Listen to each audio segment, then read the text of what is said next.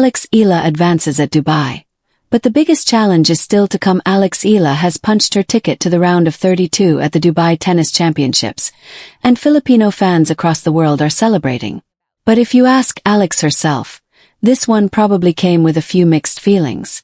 Her opponent, American Hailey Baptiste, was forced to retire midway through the second set due to an abdominal injury, ending what had been shaping up to be a genuinely competitive match. The win goes in the record books, the ranking points are secured, and Eala moves forward in the tournament. But every serious competitor knows there's a difference between closing out a match on your own terms and advancing because your opponent couldn't continue. Alex knows it too. That said, let's not overlook what she actually showed on court before things came to an early halt, because there was plenty to be impressed by. A career-high ranking and the pressure that comes with it. Walking into this match, Alex Eala was ranked world number 40. A career high, and a remarkable achievement for a 20-year-old from the Philippines who has been grinding her way up the professional tour. For context, reaching the top 40 in women's tennis means you're competing against and beating some of the best players on the planet on a consistent basis. It doesn't happen by accident, and it doesn't happen overnight. It's the result of years of hard work, sacrifice, and an unwavering belief that you belong at the highest level. Baptiste, meanwhile, came in as the underdog on paper, but tennis has a way of humbling anyone who takes rankings too literally.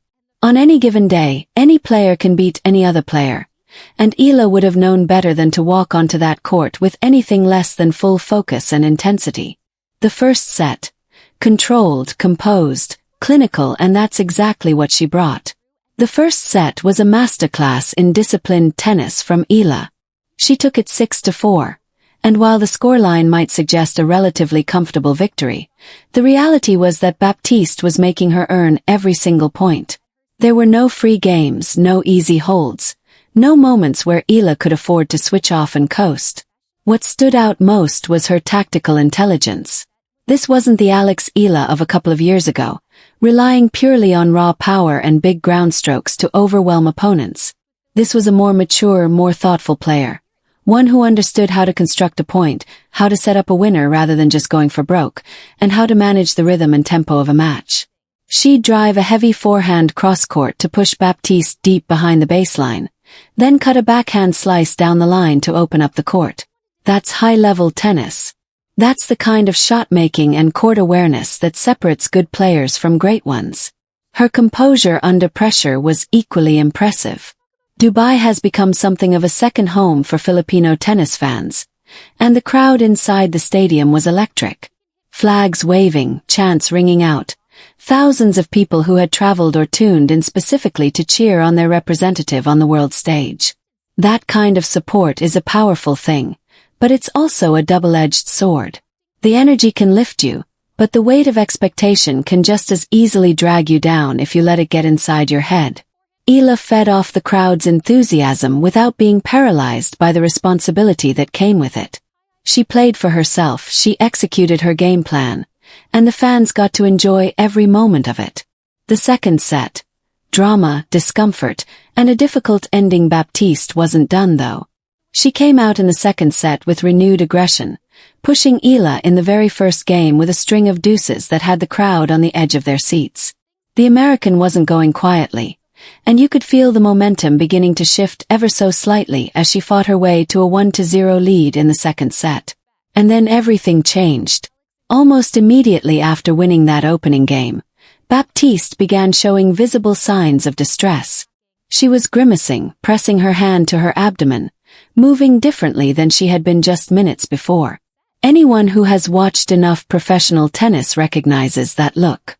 It's not fatigue. It's not cramp. That's pain, real serious pain, and it's the kind that tells you something is genuinely wrong. Baptiste consulted with a physio, assessed her situation, and made the decision that any smart professional should make in that moment. She retired from the match. It's worth taking a moment to acknowledge how difficult that call must have been. Competitive athletes are wired to keep going, to push through discomfort, to refuse to quit. But abdominal injuries are particularly serious in tennis because the core is involved in virtually every single movement. Serving, hitting ground strokes, moving laterally across the court, even just standing and breathing properly. Continuing to compete with a compromised core isn't toughness, it's recklessness. And Baptiste showed real wisdom in recognizing the difference. Hopefully she makes a full and speedy recovery. Class and victory. What Alex did next now? Here's the part of this story that deserves just as much attention as anything that happened during the match itself. When Baptiste retired, Eala's reaction was immediate and telling. There was no fist pump, no roar to the crowd, no celebration. She walked directly to the net, shook her opponent's hand, and the concern on her face was unmistakable. In the post-match interview, she kept it simple and sincere. I really hope Hailey is okay and will bounce back soon. That's it. No false modesty, no overblown sportsmanship speech. Just a genuine expression of care for a fellow competitor who was hurting. That kind of grace in a moment like that speaks volumes about who Alex Eala is as a person, not just as a player. She understood that this wasn't the win she wanted, and she handled it with exactly the dignity and class you'd hope to see from someone representing their country on a global stage. That's champion mentality, full stop. What's next? The biggest test of her career, if advancing past Baptiste was a stepping stone, what comes next is an entirely different kind of challenge. Alex Eala's next opponent at the Dubai Tennis Championships is Jasmine Paolini, world number 8, the 6th seed in the tournament, and one of the most dangerous and consistent players on the WTA Tour right now. If you're not familiar with Paolini, let me paint you a picture. She's Italian, she's been in superb form, and she plays a brand of tennis that is specifically designed to make life miserable for her opponents. She doesn't hand you anything. She doesn't make unforced errors when you need her to. She defends relentlessly, retrieves balls that most players wouldn't even bother chasing, and forces you to hit winner after winner just to win a single point. If you go into a match against Paolini hoping to win on your opponent's mistakes, you're going to have a very long, very frustrating day. To beat someone like Paolini, you have to be the one taking control of the match. You have to be the aggressor, the one setting the terms of each rally, the one dictating where the ball goes and how fast. Passive tennis won't cut it. Waiting for opportunities won't cut it. You have to go out there and take them.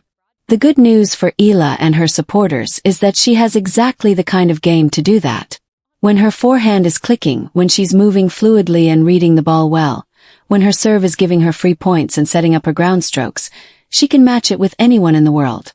She's already beaten higher-ranked players before. She has the weapons. The question, as always, is whether she can sustain that level for the full duration of a match against someone operating at the very top of the game. 3 keys to beating Paolini. There are 3 things in particular that will determine how this match plays out. First, her serve. If Eala can consistently land 70 to 75% of her first serves and place them with variety and precision, that immediately puts Paolini on the back foot and opens up the court for her ground strokes.